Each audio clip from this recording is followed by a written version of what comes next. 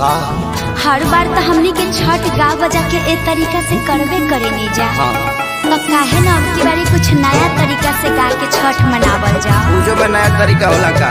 हाँ जी कुछ गाई ना। पहले तो ही शुरू कर। हाँ तो सुने। पेन्हिना बलमा जी पियरिया चली छपारा के घाट